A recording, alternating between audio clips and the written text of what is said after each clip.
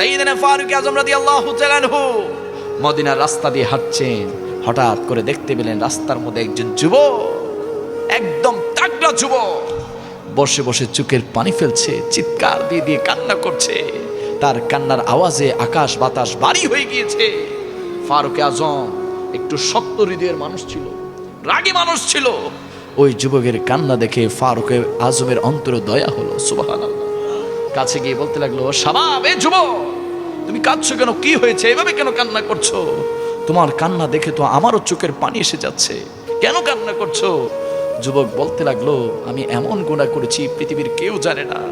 আমি এত বড় গুনাহ করেছি যে গুনাহ সম্পর্কে যদি কেউ জানে, দুনিয়ার কেউ আমার দিকে ফিরেও তাকাবে না, আপনি আমার সাথে কথা বলবেন না। আমি বড় গুনাহগার, বড় অন্যায় করেছি, বড় জুলুম করেছি নফসের উপর। আল্লাহ আমাকে কখনো ক্ষমা করবে না। বলো না তুমি কি গুনাহ করেছো? বলে, না, আমি যে গুনাহ করেছি এই গুনাহ আমি জবান দিয়ে কাউকে বলতে পারবো না। সে চিৎকার দিয়ে কান্না করছে। ফারুক আযম নবীর দরবারে গেল। আমার নবী দেখে ফারুক আযমের চোখের মধ্যে পানি। আমার নবী ডাক দিয়ে বলল, ও ফারুক, ওমর, তোমার চোখে পানি কেন? কি হয়েছে? কই, ইয়া রাসূলুল্লাহ, আপনার দরবারে আসার পথে একজন যুবককে দেখেছি, চিৎকার দিয়ে দিয়ে কান্না করছে। তার চোখের পানি দেখে আমার অন্তর নরম হয়ে গিয়েছে ইয়া রাসূলুল্লাহ। তার জন্য কেন জানি আমার মায়া কাজ করছে, আমার অন্তরটা তার জন্য ছটফট করছে। আমার নবী বলতে লাগলো, ওই যুবক কেন কান্না করছে বলো না আমাকে। বলে, না ইয়া রাসূলুল্লাহ, সে তো আমাকে কিচ্ছু বলে নাই। যাও, ওই যুবককে আমি নবীর কাছে নিয়ে আসো। জুড়ে বলি না সুবহানাল্লাহ। ফারুক আযম আবার গেলেন ওই যুবকের কাছে, গিয়ে বলতে লাগলেন, এ যুবক, এদিকে আসো, রাহমাতুল লিল আলামিন তোমাকে তালাশ করেছে, চলো নবীর কাছে, নবীর দরবারে তুমি তোমার ভিতরের যে কষ্ট সেটা বলো।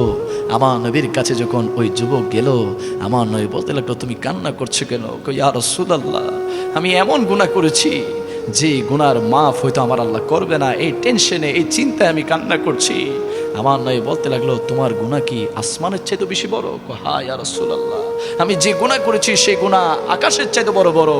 আমার নবী বলতে লাগলো, তুমি যে গুনাহ করেছো সেটা কি জমিনের চাইতে বড়? হ্যাঁ ইয়া রাসূলুল্লাহ, সেটা জমিনের চাইতে বড়। ও যুবক, তুমি যে গুনাহ করেছো সেটা কি আমার আল্লাহর আরশ কুরসির চাইতে বড়? হ্যাঁ ইয়া রাসূলুল্লাহ, আমি যেই গুনাহ করেছি সেই গুনাহ তো আল্লাহর আরশ কুরসির চাইতে বড়। এ যুবক, তুমি কি গুনাহ করেছো আমি নবীকে বলো। দুনিয়ার কাউকে যা কিছু বলা যায় না, আমি নবীকে সব কিছু বলা যায়।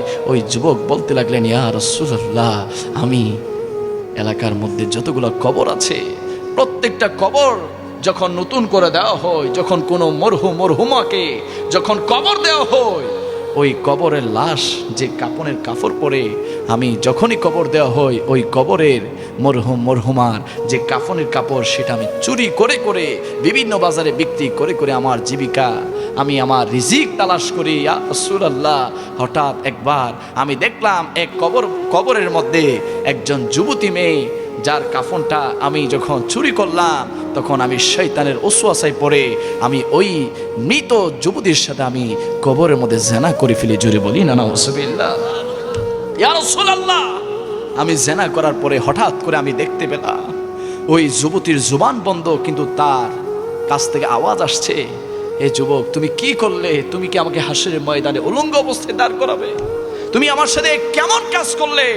এই কথা শোনার পর থেকে আমি ওই কবর থেকে দূর দিয়ে পালিয়ে চলে আসলাম। তারপর থেকে আমার ঘুম, আমার খানা পিনা সব বন্ধ হয়ে গেল।